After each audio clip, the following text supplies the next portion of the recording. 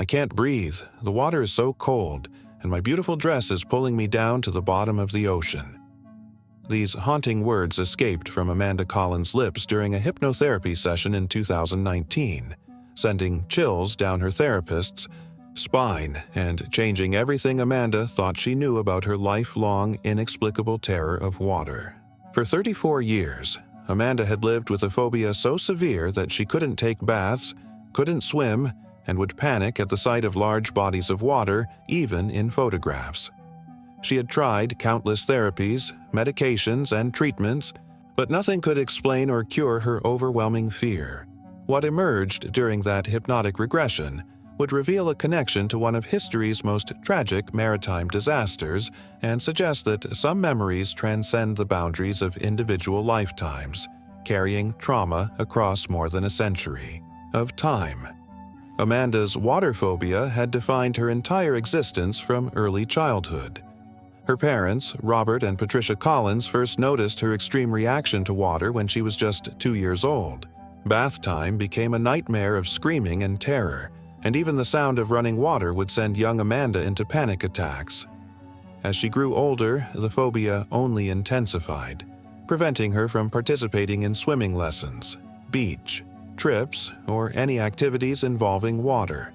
Her family took her to numerous specialists, trying to understand the source of her fear, but medical professionals found no traumatic incidents or obvious causes for such an extreme reaction.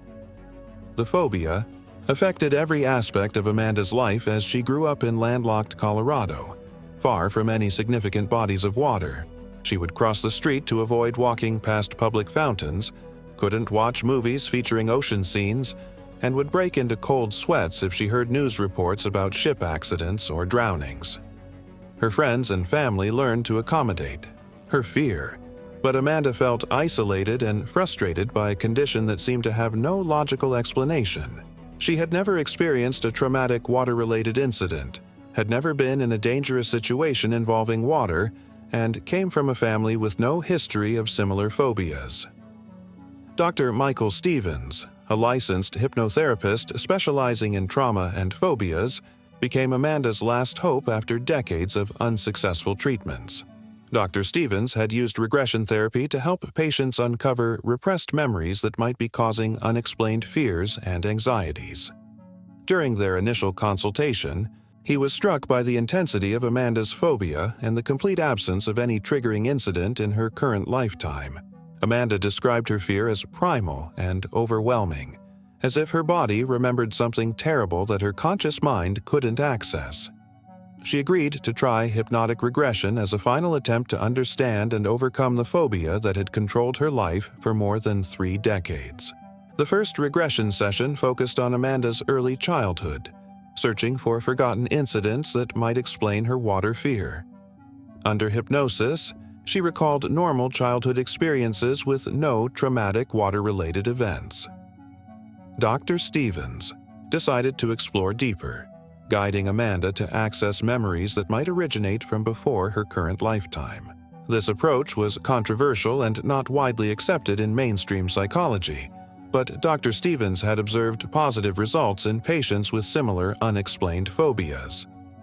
As Amanda relaxed into a deeper hypnotic state, her breathing became labored and her voice changed subtly, taking on what sounded like a slight British accent. The session that would change everything began on a Tuesday afternoon in March 2019. Under deep hypnosis, Amanda began describing a life as someone named Eleanor Margaret Whitmore, a 26-year-old woman traveling aboard a magnificent ship in April 1912.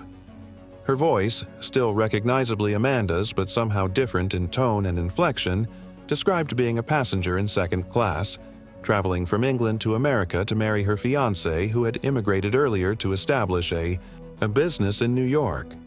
Eleanor spoke of her excitement about the journey, her beautiful new traveling dress purchased specifically for the voyage, and her anticipation about starting a new life in America. Dr. Stevens carefully recorded every detail as Amanda, speaking as Eleanor, described the ship's luxury, the elegant dining rooms, and the other passengers she had met during the first few days of the voyage.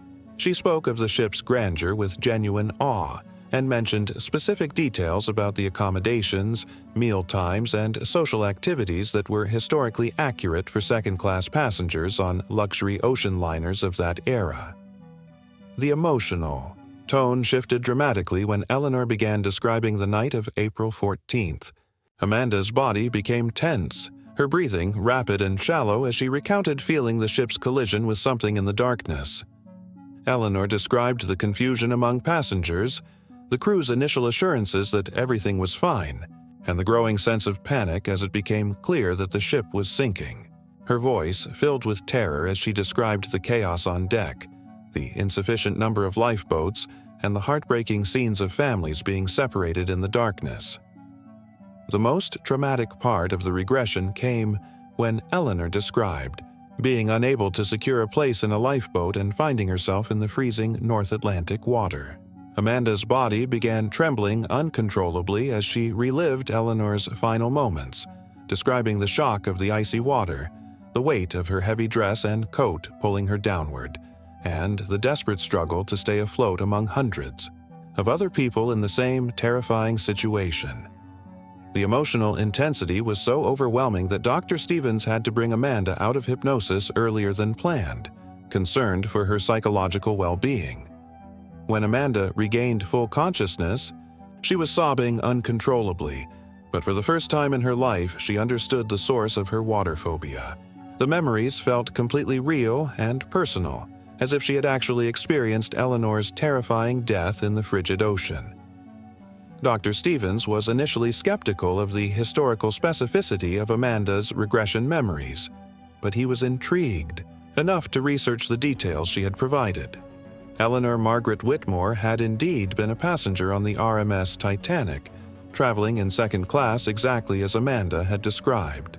Historical records confirmed that Eleanor was 26 years old, had been traveling to marry her fiancé in New York, and was among the 1,214 people who perished when the ship sank on April 15, 1912. The passenger manifest showed Eleanor's name, age, and ticket class, all matching perfectly with Amanda's hypnotic memories. The investigation deepened when Dr. Stevens discovered survivor testimonies and historical accounts that corroborated many of the specific details Amanda had provided about the ship's layout, dining arrangements, and the events of the sinking. Eleanor's story had been documented by historians, though she was not among the more famous passengers whose stories were widely known. Amanda could not have easily accessed this information through normal research, as Eleanor's specific details were found only in specialized maritime archives and survivor interviews that had been conducted decades after the disaster. Dr. Jennifer Walsh, a maritime historian specializing in Titanic research, became involved when Dr. Stevens contacted her to verify the historical accuracy of Amanda's memories. Dr. Walsh was amazed by the precision of details that Amanda had provided, including information about second-class accommodations, meal schedules, and social interactions that matched historical records and survivor accounts. Most remarkably, Amanda had described specific features of the ship's design and layout that were not widely publicized and were known primarily to researchers who had studied the vessel's blueprints and construction records. The emotional impact of accessing Eleanor's memories was transformative for Amanda. While the regression experience was traumatic, it provided her with an explanation for her lifelong phobia that finally made sense. She began working with Dr. Stevens to process Eleanor's traumatic death and separate those experiences from her current lifetime. Gradually, Amanda found that understanding the source of her fear allowed her to begin overcoming it.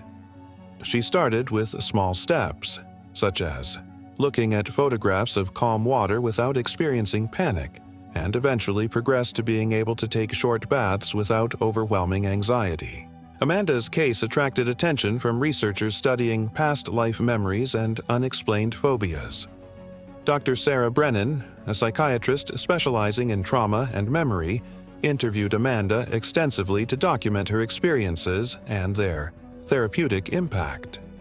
Dr. Brennan was particularly interested in how accessing apparent past life memories had helped resolve a phobia that had resisted all conventional treatments. Amanda's improvement suggested that some unexplained fears might indeed have roots in experiences that transcend individual lifetimes, opening new avenues for treating similar conditions. The Titanic connection became even more compelling when Amanda began experiencing detailed memories of Eleanor's life before the fatal voyage. Under subsequent hypnotic sessions, she described Eleanor's childhood in a small English village, her family's modest circumstances, and the courtship with her American fiancé. These memories included specific cultural details, social customs, and historical references that were accurate for early 20th century England, but were not commonly known to contemporary Americans. Amanda's knowledge of Edwardian fashion, social etiquette, and daily life customs was remarkably precise and historically authentic. Research into Eleanor's background revealed additional connections that seemed to transcend coincidence. Eleanor had been born in Somerset, England in 1886, and genealogical research showed that Amanda's maternal grandmother had also originated from the same county, though no direct family connection could be established. The geographical link raised intriguing questions about whether soul connections might follow ancestral or regional patterns, though such theories remained speculative and unproven by conventional scientific standards. Amanda's therapeutic progress accelerated as she continued working with Eleanor's memories. She learned to acknowledge and honor Eleanor's traumatic experience while affirming her own separate identity and current lifetime. The process involved extensive emotional healing work, as Amanda grieved not only for Eleanor's tragic death but also for the decades of her own life that had been limited by carrying that unresolved trauma. Dr. Stevens noted that Amanda's case demonstrated the potential therapeutic value of past life regression, regardless of whether the memories represented actual reincarnation or some other form of psychological phenomenon. The transformation in Amanda's relationship with water was gradual but remarkable. Within 6 months of beginning regression therapy, she was able to take full baths for the first time since childhood. After a year of treatment, she could visit lakes and rivers without experiencing panic attacks, though she still felt cautious around large bodies of water. The most significant breakthrough came when Amanda was able to watch documentary footage about the Titanic without becoming overwhelmed by terror. Instead, she felt a deep sadness and compassion for Eleanor and all, the victims of the disaster, but without the paralyzing fear that had dominated her life for so many years. Amanda's story inspired other individuals with unexplained phobias to explore past life regression as a potential treatment option. Dr. Stevens began documenting similar cases where apparent past life memories helped resolve persistent fears and anxieties that had no clear origin in patients' current lifetimes. While the scientific community remained divided on the interpretation of such memories, the therapeutic benefits were undeniable in many cases. Amanda became an advocate for alternative approaches to treating unexplained phobias and spoke at conferences about her transformative experience. The publicity surrounding Amanda's case led to contact from other families with connections to the Titanic disaster. Descendants of survivors and victims reached out to share their own stories of unexplained fears, recurring dreams, and family memories that seemed to echo the trauma of that tragic night. These connections created a support network for people dealing with similar experiences and contributed to ongoing research into how traumatic events might impact consciousness across generations or lifetimes. Dr. Walsh incorporated Amanda's regression memories into her historical research, finding that Eleanor's perspective provided valuable insights into the experiences of second-class passengers during the disaster. Amanda's detailed descriptions of the ship's layout, the passengers' reactions, and the sequence of events during the sinking contributed to academic understanding of how the tragedy unfolded from the perspective of those who didn't survive to tell their stories. This collaboration between past life research and historical scholarship created a unique model for using unconventional sources to enhance our understanding of historical events. Amanda eventually traveled to Halifax, Nova Scotia, where many Titanic victims are buried, to visit Eleanor's grave and pay her respects. The experience was deeply emotional but healing, allowing Amanda to feel that she had honored Eleanor's memory and helped ensure that her story would not be forgotten. Standing at the gravestone marked Eleanor M. Whitmore, Amanda felt a profound sense of closure and peace that had eluded her throughout her lifetime of fear and confusion. Years after her initial regression experience, Amanda had become an accomplished swimmer and water safety instructor, using her unique perspective to help others overcome their own water-related fears. She found deep meaning in transforming her greatest phobia into a source of healing and service to others. Her journey from terror to mastery demonstrated the potential for profound personal transformation when the root causes of trauma are identified and addressed, regardless of their ultimate source or explanation. Amanda's case continues to be studied by researchers in consciousness studies, psychology, and maritime history. Her experience raises profound questions about the nature of memory, trauma, and identity, while providing hope for people suffering from unexplained fears and phobias. Whether her memories represent actual reincarnation, inherited trauma, or some other phenomenon, Amanda's story demonstrates that healing is possible even when the sources of our suffering seem beyond rational explanation. The connection between Amanda and Eleanor serves as a bridge across more than a century of time, ensuring that the experiences of Titanic victims continue to be remembered and honored. Through Amanda's healing journey, Eleanor's story has found new life and meaning, reminding us that human consciousness may be far more complex and enduring than we currently understand. Their intertwined stories offer hope that love, healing, and understanding can transcend the boundaries of individual lifetimes, creating connections that honor both the past and the present. If this incredible story of healing and connection across time has moved you and challenged your understanding of memory and consciousness, please take a moment to like this video and subscribe to our channel. Your support helps us continue sharing these extraordinary cases that explore the deepest mysteries of human experience. What do you think explains Amanda's connection to Eleanor and the Titanic? Could traumatic memories really survive across lifetimes? Share your thoughts in the comments below, and don't forget to hit that notification bell to stay updated on our latest investigations into the phenomena that remind us how much mystery still surrounds the human soul and its journey through time.